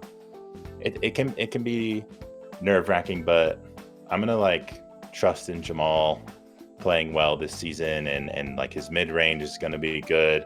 His playmaking is still good. He just got to like be in shape and stay on the floor, and then I think you'll see that like elite shot making in the playoffs again, like he usually does. He's just got to like get there. Where do you stand, Grace? So I wanted to first address a couple comments in the chat where someone said 57 million in year 4 for Jamal is wild. That's a lot of money. Like, it is a lot of money. And that is the amount of money that he stands to make currently with the current cap projections in year 4 of this deal. But that's just the way that it is with the salary cap going up the way that it is. That's every veteran max contract is 30% of the cap. And that's what 30% of the cap is going to be in 4 years. Right. And so I've been trying to, especially this offseason, do my best to talk about these numbers for everybody, not just Jamal, in terms of percentages of the cap, so that you can start from that baseline of the conversation, because that's just what everybody's contracts are going to be based on. So then I agree with Will. In a vacuum on another team, like, is Jamal putting out 30% of the cap worth of production? Probably not. On this team, impact wise, especially next to Jokic, like in terms of like the collective impact there, I don't really have an issue with the contract. And that's why I wasn't like big on dragging out the process last summer, because it was clear like where the leverage stood because of where Jamal was in the last year of his previous deal, and Denver probably not going to be able to get much for him without wanting to take a step back, for example. But also because in terms of overall impact on this team, it's fine.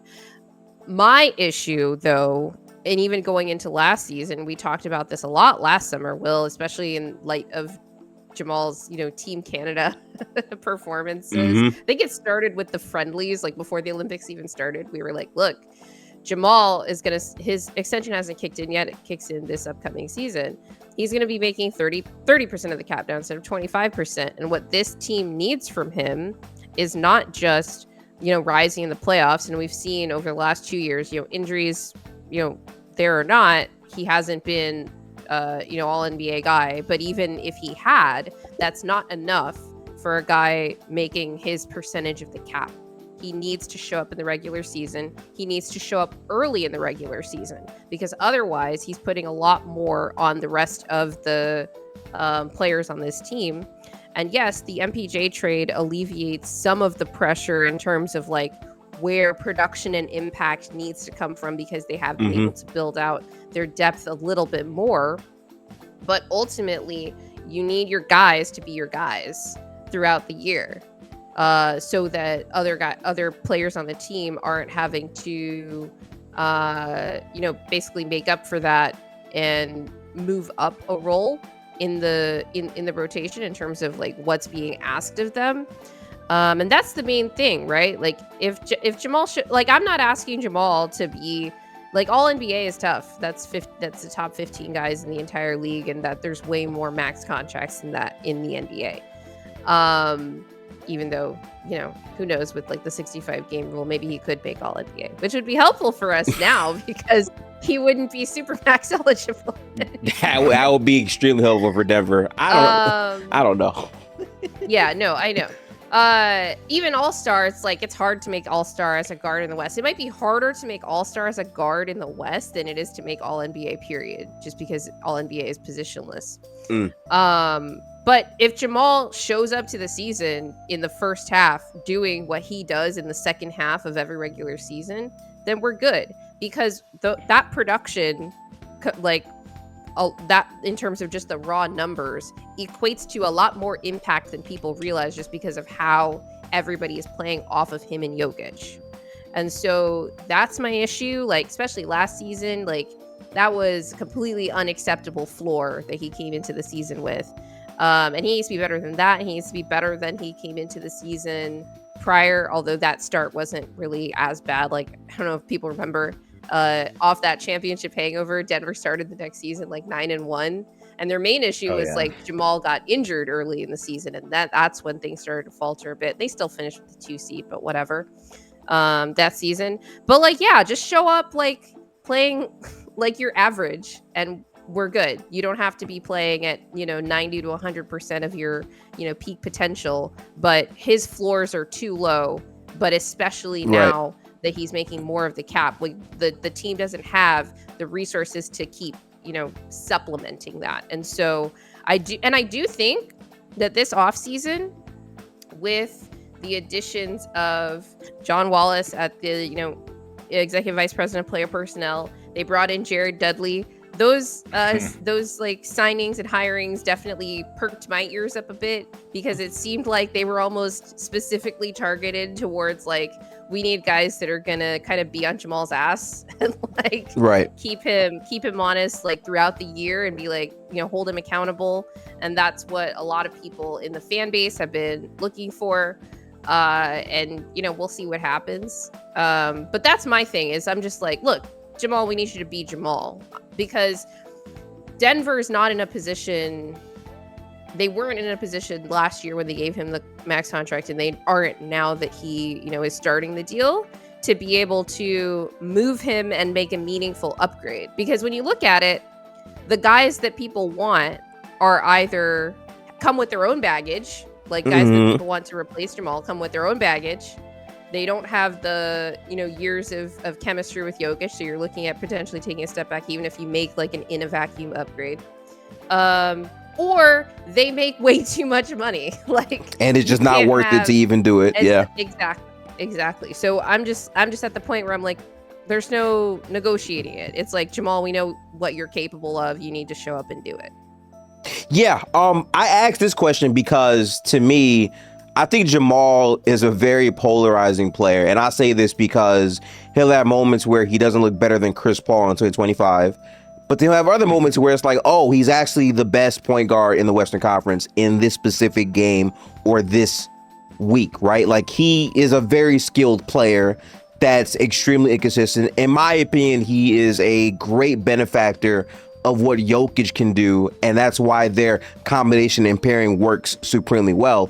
My only thing is, like, this sounds really good until Jokic signs that next contract, which is why we all knew he was going to turn down this offseason for next year. And I'm kind of with Grace, like, people have to stop looking at how much money, like, oh my God, 56 million, 57 million, like, the cap number is all I care about at this point. Like, how much of the cap are you making? Because that will inherently say exactly how good a player should be. Prime example, I think Jaylen Brown is not at all deserving of how much money he's making in terms of just, his performance. But the cap number is actually not that bad, low key. So like, it might be something that's a bit more sustainable for Boston, especially I would say after all the trades they've done. He's got the same cap in terms of the percentage as Jokic, so it's a super max. Like, he's making as much as anyone could possibly make. I'm just saying, like, that in comparison to where the cap number is gonna be for Jokic's next contract, right, is what puts more pressure on, I would say, the Jamal contract. I mean, like, Jokic makes 35% of the salary cap now. On his next extension, his contract's going to be tied to the salary cap 35% anyway. So there's not really a difference there. The main thing that I think could revise this, and it'd be like small margins. And, when MPJ was still on the roster, those like little revisions in the salary cap could have been, massive in terms of like, are we a second apron team or a first apron team? Are we going to have access to any mid-level exceptions or not? Are we going to be, in a situation where we have to put ourselves under a hard cap, that kind of thing? But now that he's not, and again, pending Peyton Watson and Christian Brown extensions or not, we don't know what kind of situation Denver's going to be in exactly next year. But now that now that he's not, there's a little bit less pressure on like those small revisions in the salary cap, because then you end up in a situation where I think like Anthony Davis, for example, because of the cap not going up quite as much, but like his contract's tied to a number that was based on a percentage of the cap as projected, but then the cap didn't go up by that much, but he's still making the number that was projected, like that kind of thing. That could hurt, because then you're like talking about like, okay, you're supposed to be making 35% of the cap, but the cap didn't go up as much, and now it's 36% a higher percent, yeah, and that could sure be like $2-3 million. That's like another player potentially, right? Depending on like those kinds of revisions. But other than that, I don't think that Jokic's next deal necessarily puts more or less pressure on the roster, because like right now even he's actually above 35% because of the same cap thing I'm talking about. He's 35.7% of the cap this year, kind of thing. So he might actually get revised down when it gets tethered to the 35% of the cap on the next extension. So, yeah, it is what it is. Extensions that we keep talking about is CB and even Cam. Yeah, the Christian Brown extension. Do that. Like those are ones that we're really curious to see where that ends up, because you can almost justify some of the higher numbers thinking about percent of the cap and the fact that the salary cap's going to go up, and those numbers are going to seem less brutal just when you hear them outright right now. But they can get to a point based on how they're going to perform where it can get bad. I think like you could just say like, yeah, 30 million in a while is not going to seem so bad, but do you want Christian Brown making 19% of the cap, depending on how he keeps developing? Right. Those are like big questions. I'm curious to see how these new GMs navigate. Yeah. I think those are the next extensions that really intrigue me as far as what Denver's done. Again, I like the job they've done so far in the offseason, but those real tests are certainly going to come probably after this overall season. We just spent like 35 minutes really breaking down the financial aspect of the NBA, and I love that. But let's get back to hoops, man. For 2025, how good is this Denver team? What are your expectations ahead of this upcoming season? Well, title or bust, right? I think they're good enough to win the title if they can get things to gel. I think like Cam Johnson, he's been such a gift to the media that follow the Denver Nuggets, right? He at his introductory press conference, he was talking about like what his goals are for the season, that kind of thing. He's like obviously winning a title, but just getting to a point where the team can gel. And you get that, chemistry, and guys just kind of know where to be, and everyone's playing off of each other on both ends of the floor. I think that's really important goal to have, because that's a prerequisite to getting to the title, right? In terms of the regular season, I think Denver has to be a top 3 seed. If this were another year, I would say they have to be top 2. But I think Houston has shown that they're good enough to, like, it wouldn't be like a massive disappointment if Denver was within a game or 2 of them in the standings and it just like broke their way, because I do think that defense gets you further in the regular season. Like being a defense first team gets you further in the season than necessarily in the playoffs. Or even than offense alone gets you in the regular season. And I do think that Denver will be better defensively this year than they were last year, not because of any changes in personnel. So you're looking at like, okay, they added Valanciunas, they added Cam Johnson, who like I'm not that much higher on his defense, especially in terms of overall team impact than MPJ, even though he's a better like maybe one-on-one defender, maybe a bit less spacey, although I think this is like a consistent thing with shooters, like they get back cut a lot. Bruce Brown, who knows like what level of defender he's going to be, and when in his last stint in Denver it was like hit or miss in the regular season, right? And then Tim Hardaway Jr., So I don't think it's any personnel thing that's going to make them a better defense. I think it's just the fact that they're going to give a shit. We spent a whole portion of this conversation talking about the impact that KCP had on this team, and I was critical of the move of letting him go. I was critical of them not replacing his screen navigation function, even with like a bench signing. But I refuse to believe that KCP, even though I think he was robbed of all defense last year, I refuse to believe that he was the difference between Denver being the 8th best defense and being 22nd this past season. That, like, a much larger chunk of that was that the team just didn't believe in anything. They had tuned out the coach. They had tuned out each other for large stretches of the season, and that was evident. And it really manifested itself on the defensive end of the floor. I think there's renewed energy in the building now. I think there's renewed energy, outside of the building, because a lot of these guys are not, back in Denver right now. But we already heard that Jokic and AG, I think, and Jamal have all, like, Cam has said that he's talked to all of those guys already. And I think they're excited. I think that another thing that's been emphasized by both the general managers and Coach David Adelman is that there's going to be a lot more competition. And they've talked about training camp, but I think it's going to be throughout the year with where you have got like real like vets who can play real minutes in Bruce and Tim Hardaway Jr. competing for those minutes with Julian Strother and Peyton Watson. And those guys are going to have to really work hard to earn their place on the team. And I think that's going to manifest itself in perhaps more defensive intensity. And obviously adding, Jared Dudley to the team is another play at that as well. So I just think that the collective level of give a shit is going to be way higher on the team this year. And that's going to manifest itself in jumping probably, I think, at least 10 spots in the defensive rankings compared to last year. Okay. That's all we need to get to, really. I mean, I like that we kind of leaned into our identity as an offensive team. I know, like, OKC just showed how important defense can be when you want to win a title. I think that's getting more rare. I mean, the Celtics did it too, but we got shooting off the bench, Bruce back.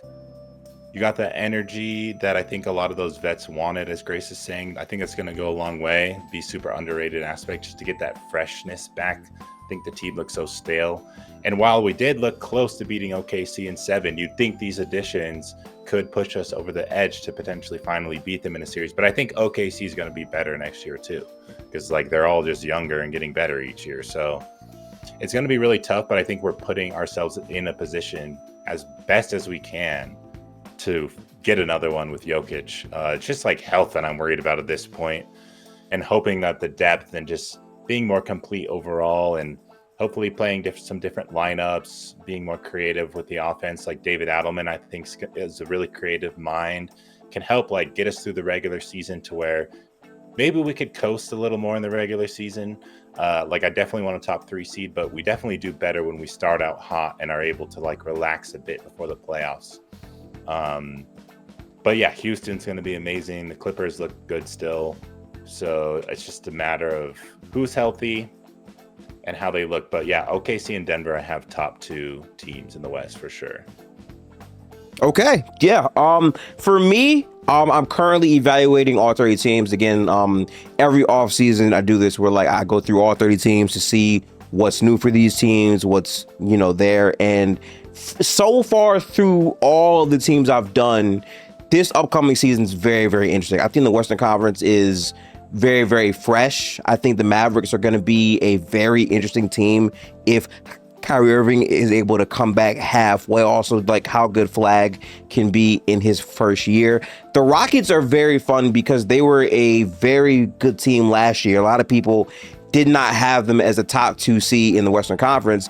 And the bigger thing for me is the pieces they had to give away to get KD weren't pieces that were like completely instrumental to still having their identity. Those pieces are still on this roster. So to me, they doubled down on their identity and got a top 10 player in Kevin Durant. So their prowess in the regular season should still be more of the same. objectively, I think the Warriors are the biggest question mark, just like it was last year, where people aren't sure of how good they are. But at the same time, in the small stretch of basketball, Butler clearly impacted this roster tremendously. And they look like a much more potent regular season team, but I have no idea what the roster is, so I'm going to leave them out of these talks. Literally no idea. I think Literally they still no only idea. have like 9 guys signed. I think they're going to be pretty good. Yeah. I think so, but like I do got to see it. I think a very fun team probably has to be the Clippers, where they were very good last year without Kawhi for a ton of the season. They're going to have him to start this year, hopefully. And they signed Bradley Beal, which I think can make sense for the Clippers. They also have Brook Lopez, who is a pretty good backup big for Zubac. That's actually not bad for them. So I think they're going to be a interesting team as well. I think Denver is firmly, for me, a top 4 team. I don't think that'll change. They have improved in many types of different ways. I also highly value player development. I think Brown was easily one of the best transition players last year. I think that will also improve. I think his half-court processing could also improve as well. So I think Denver's in a pretty good spot. I do believe that for them.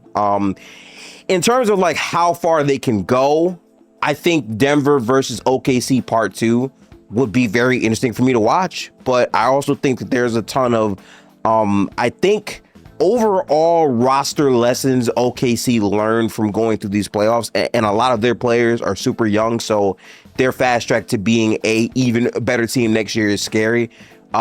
Chet is probably my biggest thing with that, because I would say 9 games before he got hurt, he looked like a completely different player, and then he missed the majority of the season, and they were still the 1 seed. So I think we could be, in store for a historic year from Oklahoma. But yeah, I would say Denver is right now for me top 4. I'm with that. In the league or in the West? In the league.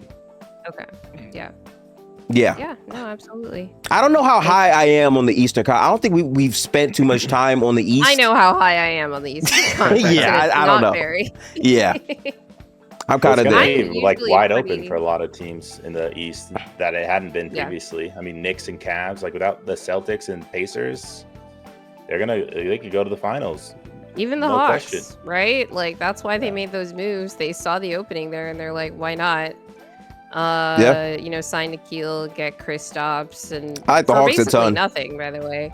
Yeah, the Hawks Boston are was, like, really giving them interesting. away. I can't wait to see them. It's the best roster I've seen around Trae Young in his career. I can confidently say that. Yeah. Yeah, pretty easily. Now they just need Jalen Johnson to stay healthy. Like that's the big. He's been their big X factor over the last few years, but he hasn't been able to stay on the floor. Just kind of random injuries here and there. Doesn't seem to be any particular pattern with them. So hopefully he can stay on. He's a really fun player to watch. Yep. And it's easy to say that because he's in the East. Although I don't like it when he goes off against the Magic. That's another team that really, made some big swings this offseason going for Desmond Bane. For Bane. I think they're going to be a lot better this year. And they already were pretty good the last 2 years just because they're just like, we're just going to be a top 2 defense. We're like one of the youngest teams in the league and we're just going to be a top 2 defense and it's fine. This was the thing with these like really young teams being really, really good defenses between OKC, the Rockets, and Orlando over the last few years. That's been a really interesting, I think, trend because you see that, at least regular season, like obviously all these teams have questions come playoffs, and even OKC, like they won the title, obviously, and, kudos to them for all of that, but they weren't like the same like regular season dominant in the playoffs. But come regular season, you can win a lot of games with defense, and even Memphis in years past also. So when you have these really young teams that can also be really like top flight defensively because they can use their youth and athleticism to their advantage over the course of an 82 game season, that's always just like interesting. Obviously Memphis being perhaps the least overall maturity and consistency with that. I'm sorry, can we talk Memphis real quick? I think they frustrate me the most of almost any team because they had to pay Jaren Jackson Jr. And then an hour after paying him or something like that, he gets hurt and is going to miss 12 weeks. It's like, Jesus. And they lost Bane now. So now it's like they need. Wait, Bane too? Oh, right. They traded him. Yeah. I was like, oh, no, did he Yeah. get hurt? Yeah. So he's gone too. And then it's like Ja has not really been healthy for a lot of these regular seasons. So it's like, how good is Memphis really going to be in the West? Like, I begin asking myself these questions. Mm-hmm. I think they're going to take a little step back, like without Bane for sure. They're losing some guys, but yeah, and like the Ja question, people thought they were going to move Ja as soon as Bane was traded. They're like, oh, they're tearing it down. I think it's less that, but yeah, there's questions around. This is going to be like like they're going to learn a lot from this season in terms of how Ja's going to play. And it could be like some of the last we see of this like group if Ja doesn't really live up to expectations. Yeah, but I'm very excited for what the NBA has to provide. Super excited to watch, obviously, all the teams in the Western Conference because, you know, I am a guy that appreciates this conference side of basketball. Also think the East is going to be interesting because there's so many teams that are hurt. I think the biggest question mark, the if healthy team, has to be the Sixers. But Jesus Christ, I can't rely on them to do anything. So I'm going to just really be all the way on mute for that conversation. But I really appreciate having you guys on. And we talked about a lot of things. The cap, a lot of money talks over all of my NBA junkies who love that type of stuff. We did that here. I want to give you guys the floor to please openly promote your podcast. Very, very intriguing cast about Denver and the rest of the NBA. Happy I could finally have Will on as well. Yeah. Fun convo. Yeah, no, we host the What's in a Game podcast. You can find us on YouTube at What's in a Game NBA. You can find our socials at the same like tag, What's in a Game NBA, based on Shakespeare, What's in a Name, What's in a Game, that kind of thing. And yeah, you can find us on Twitter as well. I'm at Aaron Burr 27 ERIN. BURR. That's where you can find most of my rants and threads and things like that. It's been a fun off season. Yep. Just come if you haven't, come hang out. We're Nuggets centric, but we sometimes talk other teams too. So we'd love other fans to come when we do cover other teams and talk about interesting things that they're doing. And yeah, Gifted, it was great finally meeting you and being on your show. The chat was awesome. Great talking to you. So that was really fun. Appreciate it. Yeah. If there's any time that Golden State makes a move and for whatever reason you guys want to talk about that or just any team in general, let me know because I watch a lot and it's been painful knowing this team has done literally zero. like it is crazy. Like not a transaction outside of losing Kevon Looney to the Pelicans, which wasn't even a transaction. You just lost him. So, you know, hey, but you know, yeah. All of their links will be in the description box below. If you made this far, spam an hour and 52 minutes because right now that is what this recording is at. I appreciate you guys for the conversation. It'll be fun to see exactly where Denver progresses to as a team in this offseason. But have a good one. I'll see you guys in the next Gifted Hoops breakdown of another NBA team. But peace out, people. Have a good one. See ya.